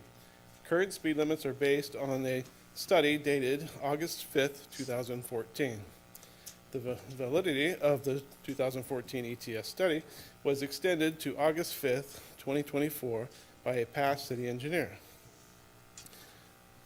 On October 13, 2020, City Council approved a professional services agreement with GHD to complete a new survey and report. A draft report was submitted in 2021, but was not reviewed until 2023-24 year due to staff turnover and with the new city engineer position. The new report has been reviewed by the city engineering and police department staff and was finalized on June 28, 2024. The data collected in 2021 has been determined to be valid as there have not been any significant changes in roadway or traffic conditions, nor changes in adjoining property or land use, road width, or traffic volume. The report includes survey data for every street with a functional classification of collector, arterial, and expressway and consists of 151 distinct road segments. The information collected, the speed data of 200 vehicles, 4 years of collision data, and daily traffic volume. So the process, step 1, determine the 85th percentile speed of free-flowing traffic. Step 2, round speed to the nearest 5 miles per hour increment. Step 3, implement speed limit reduction as applicable. Engineer may reduce rounded speed by 5 miles per hour if reason is documented in the ETS report. Engineer may apply an additional 5 miles per hour reduction for segments qualifying as either a safety corridor or adjacent to land or facility generating high concentrations of bicycles and pedestrians. Step 4, city engineer approved the report. And then step 5, city council approved to modify local ordinance to set the speed limit per the report. So, the speed limit change for 2024. The speed limit unchanged for 103 road segments. Speed limit decreased 32 road segments. And speed limit increased 16 road segments for a total of 151 segments. Regarding the speed limit increases, note this guidance from the California Manual of Uniform Traffic Control Devices, Section 2B13. The setting of speed limits can be controversial and requires a rational and defensible determination to maintain public confidence. Speed limits are normally set to the nearest 85th percentile speed. As with most laws, speed limits need to depend on the voluntary compliance of the greater majority of motorists. Speed limits cannot be set arbitrarily low, as this would create violators of the majority of drivers and would not command the respect of the public. And there's a map showing the city and the different speed limits and the different roads going through, color coordinated there. And speed limits are considered speed traps when they are based on a study that is no longer valid based on age. The validity of speed limits is 5 years from the date of the study was finalized, though may be extended up to 9 years for a total lifespan of 14 years. Extensions beyond that base 5-year period are outlined in the California Vehicle Code, Section 40802. A 2-year extension is available when city certifies that proper equipment and training in the use of radar enforcement is completed. A 7-year extension is available provided that a registered engineer evaluate the study data and actual conditions of the roadways and determines that no significant changes in the roadway or traffic conditions have occurred, including but not limited to changes in adjoining property or land use, roadway width, or traffic volume. So the next steps.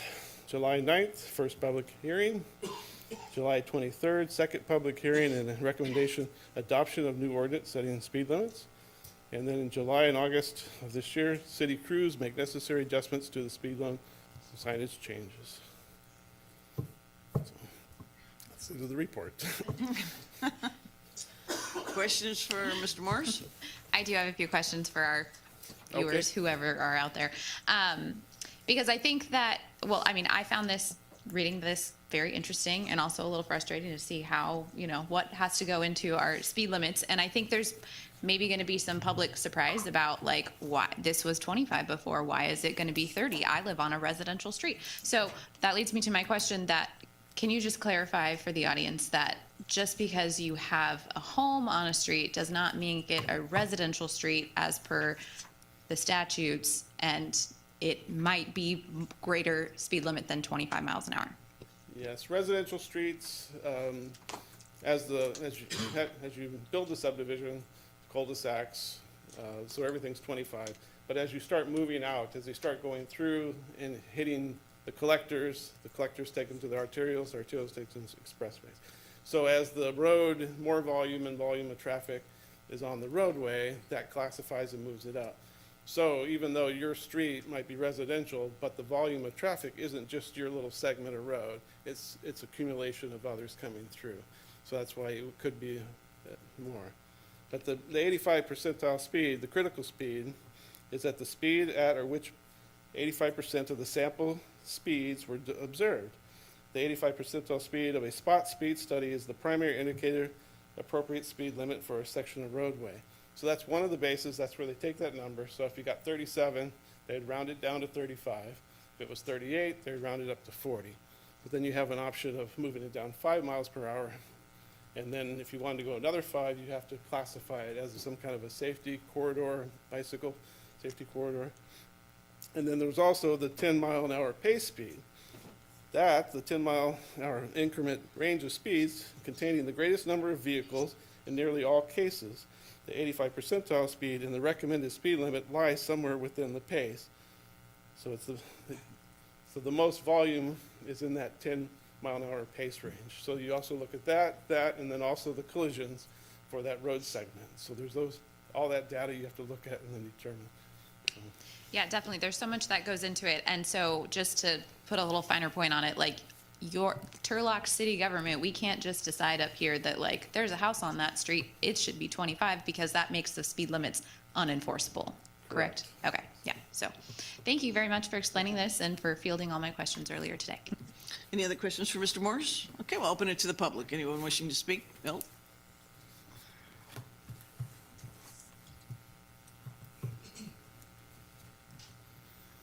Yes, Milt Treeweather. My house is actually on North Sodaquist, and as soon as you go down Main Street and turn north on Sodaquist, you're getting into my block. And my block is right across the street from Osborne School. And I've never been able to understand why the speed sign right there at my house is 35 miles per hour. I understand how it happened, but I don't understand the logic of it since, first of all, it was across the street from a school. But since that happened, I complained about this 6 or 7 years ago. I mean, it is too fast at that particular point. I'd like to see it lowered to 30. I don't know if it's on your diagram at this point or not, but it's North Sodaquist between Main Street and Flower Street. And the people come off of West Main Street, and by the time they get to my house, they're probably doing 40 or 45. Now, in the meantime, just here in the last year and a half, Turlock Unified School District installed a center divider. I don't know if the city, I don't know how that was divided pay-wise, but now there's a 4-foot fence and a center divider and a 4-foot fence in front of my house, which is fine, because before, the parents would park in front of my house and jaywalk across the street and create an issue.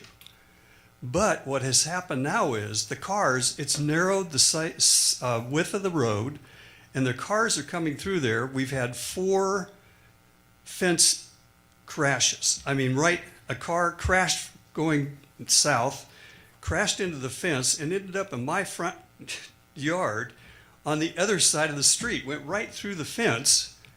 That was a major repair. They finally got that repaired. And in the meantime, 2 more crashes occurred there. The speed is too fast, but I don't even know how you're going to slow it down. You'd almost have to put speed bumps. But anyway, if you could just change it to 30 instead of 35, I think that might be a good thing to try. I don't know if it's going to solve the problem. You know what's going on because you've been there, I would hope. I have yeah. So many accidents. You put a fence in, how many times has it been hit? Yeah, right? Also on Main Street, That's yeah. right. But I mean, I'm just on North Sodaquist has been hit 3 times. Yeah, Main Street a couple of times too. Yeah, That's crazy. right, 5 times all total.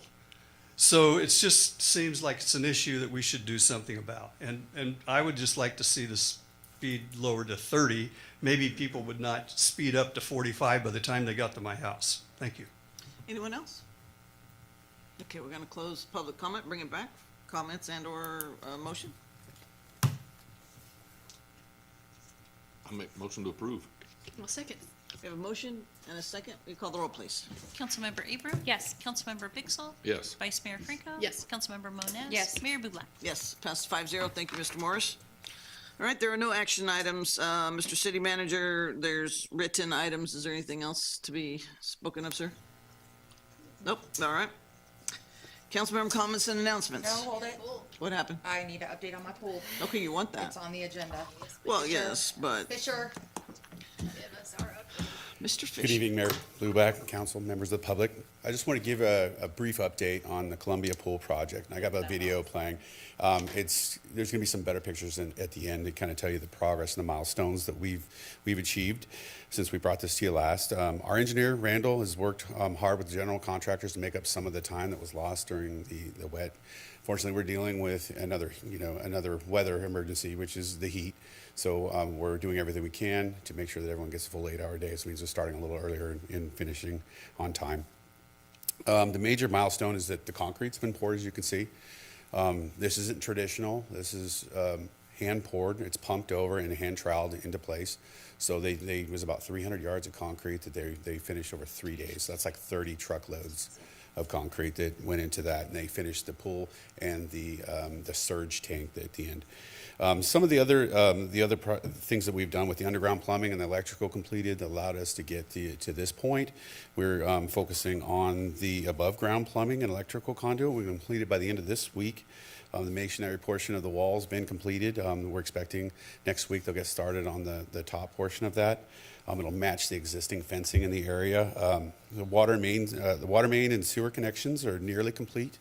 The alleyway reconstruction won't be completed until the buildings are set because we're going to have to bring a crane in there and it's pretty heavy, so we don't want to damage the new pavement. Subcontractors right now are currently waterproofing all of the flowaway decks from the edge, and then the surge volume tank. We'll start the ceramic tile the end of next week, and it will kind of lead in. It's a lot of tile, so it'll lead into the early next week. The decking, we can't really complete that until the buildings are set, but we are going to start with the foundations for the buildings and get those in place. With the footings for the restrooms and the other buildings. We haven't had any additional delays with public restrooms, so they're still going to be here the first week of August. So we anticipate getting those set. We'll be ready to have them set when they arrive on site. Staff has worked and they've approved all submittals, so that was more along the lines of getting ahead, in case, so that's submittals all the way down to like the trash cans and whatnot that we'll be installing there. The landscape will take place a little bit later. We're going to start that after the soft opening, or that way we can make sure that that foot traffic and everything, and the plants will have the best chance to survive in the cooler weather. We did complete the second mural that was completed on time, and I don't know if I didn't see it. We did. Okay. So it looks great, and I spent some time in the park talking to some of the park goers, and they all loved him, so it was well received. And staff has really realized that Columbia Park is a landmark asset, for the city of Turlock. So they've been working really hard with community partners to get people to the pool. ITID sponsored a very successful free swim day last month. It was June 25th. July 18th and the 25th, Transit sponsoring a free swim day. So the 18th is at Turlock High, the 25th is at Pittman High, and then the bus rides are free all the month of July. So they'll be able to cool off and get in the bus and go swimming. We're working hard with other community partners to see if they want to continue to do that, and we can offer more of that. Really from that point in time, we're looking at creating a startup team, so we can, when this place, is ready to open, we'll have all the planning done, so we have it trouble-free. Our biggest focus is going to be on safety, and we plan to, on National Night Out, highlight the murals, and then, create like a little storyboard of the progress of the pool and what the public should expect, in those. So that's all I have. If there's any questions, I'd be happy to answer them. I have a question. How much does a free swim day cost?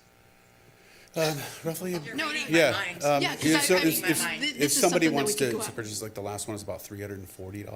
$340 So very, very reasonable. Okay, thank you. Thank you, Director Fisher. No problem. Appreciate you and your team's hard work on my pool. Thank you. I didn't hear a date on swimming. Next month. It's August. Careful. Okay. Councilmember Abram. We're doing comments now?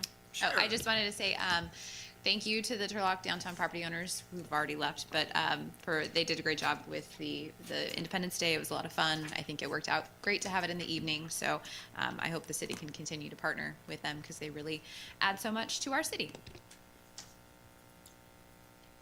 I would just like to shout out to invite folks to the State of the Turlock address by our mayor. Oh, good job with that. Sorry. Yes. Won't be here. Thank you for the downtown and also the staff. The parade was a lot of fun, and the drone show was pretty amazing. I was very impressed by that. Congratulations, and I'm sorry that I was out of town for Detective Jason Tosta and Sergeant Victor Barcelos, their retirement. Congratulations, well deserved. And then thank you to Terry Shaver for letting me know that there were some flags on Countryside where our military flags are that needed to be replaced. And thank you to Ms. Packwood for getting those replaced right away. Thank you. Well, she covered the retirement party. I just want to say our thoughts and prayers are with Sergeant Furtado tonight. Just a couple things. I'm hoping we can find out what happened to El Capitan. It's been delayed several, probably 5 months or something, and that's not okay. There seems to be a problem there. State of Turlock will be on the 18th at noon, around the corner. Just went and picked the mayor's choice for the Carnegie art display that they start on Friday, I think. And also Home Goods is opening up at 8 a.m. on, wow, 8 a.m. on Thursday. So, Madam Clerk, we have closed session? Yes, ma'am. Closed session, item 14A, conference with labor negotiators, California Government Code 54957.6, subsection A.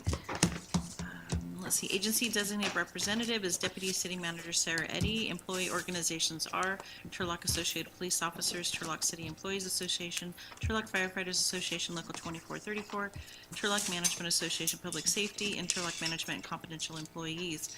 Item 14B is conference with legal counsel, anticipated litigation, California Government Code 54956.9, subsection D2.